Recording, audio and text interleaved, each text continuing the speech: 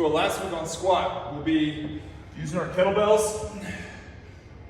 We're gonna have our feet on the blocks if you need. If you don't, that's okay too. Keep that core tight. Pull your hips down. And remember, we're reaching that kettlebell back for our heels, trying to get down as low as we can. Pop up. So it's 3, 2, 1, up. 3, 2, 1, up. Notice how I'm keeping that chest up. All right, I'm working my hips down to the ground. I'm not worried about working the kettlebell down to the ground. I'm trying to keep my chest up. We'll do 10 to 12 reps here. If you're using the barbell, same kind of deal. We're gonna keep that chest up, pull the hips down. We probably won't get quite as low as we will with the kettlebell. That's okay. Working kind of 8 to 10, maybe even 6 to 8 reps on that. We're gonna come immediately over here to the step, okay? Notice the step is a little bit lower than knee height. Might be a little bit at the knees, somewhere in between just below or at the knee. And I'm gonna load my weight into this front leg. So I don't wanna be chilling back here on the back leg.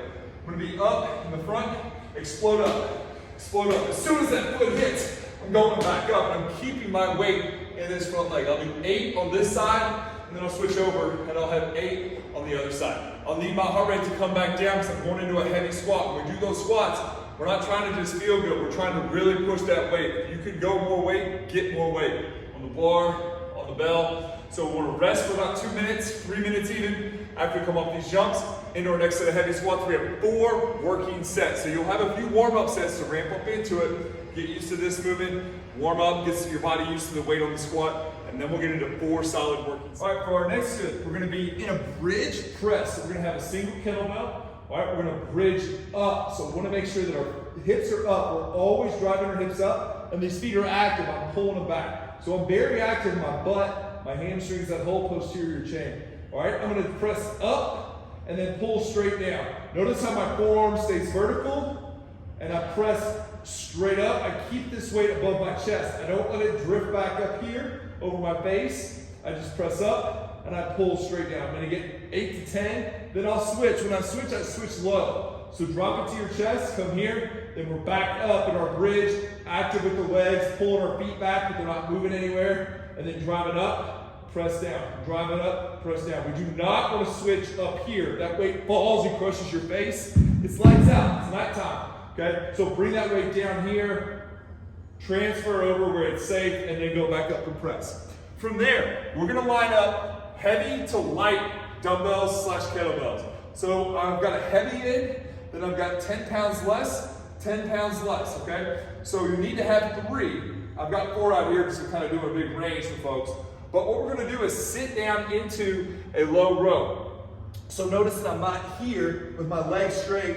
I'm sitting down into my legs so that my legs are a good, strong foundation. That'll give me a better pull and it'll give me some free leg work. So I'm gonna row for 5 reps here with my left hand, 4, 5, then I go immediately, my left hand to the next lighter weight. 4, 3, 2, 1. Then I go one more time, down to my lighter weight. 5, 4, 3, 2, 1. Notice how my elbow is on my knee. I'm sitting into my support. So then I've done 5, 5, 5 with my left hand. So I'll go back to my heavy end. I'll do 5 with the right, 5 with the right, and 5 with the right. We're always working from heavy to lighter. Do all yours one side, then do all the other. So we've got a single arm press, 8 to 10 each side in that bridge position. Then we're gonna do 5, 5, 5 reps with the right, then 5, 5, 5 with the left, okay? Keep your weight down, sit into your legs, load into that elbow on that front leg. Nice big row, hand to the hip. Don't bring your hand to your chest, bring that hand to that hip. Get your legs into it. This is kind of brutal. It's going to get your heart rate way up. Give yourself 2 minutes rest. We'll complete 4 rounds of this circuit also. Holding the landmine here. So I've got the landmine set up. I'm going to be in an exertion hold. So I'm holding with my elbows and I'm leaning in to the plate. So I'm not trying to stand up, be off the weight. I'm literally leaning my inside arm into the plate.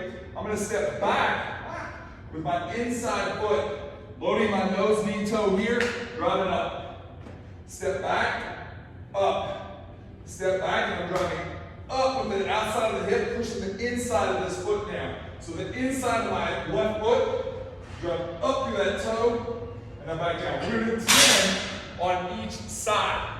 At that point, go over here. I've got my kettlebell set up on a slider. I've got a big stance wider than my hips.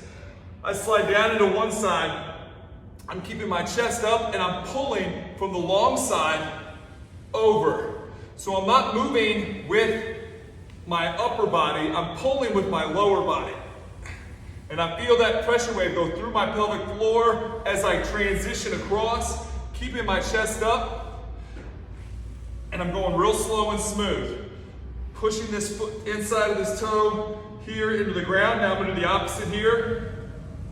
My hips don't move unless the kettlebell moves. So I don't want to see over, pull, over, pull. Everything moves together. So the kettlebell doesn't move unless the hips move. The hips don't move unless the kettlebell moves.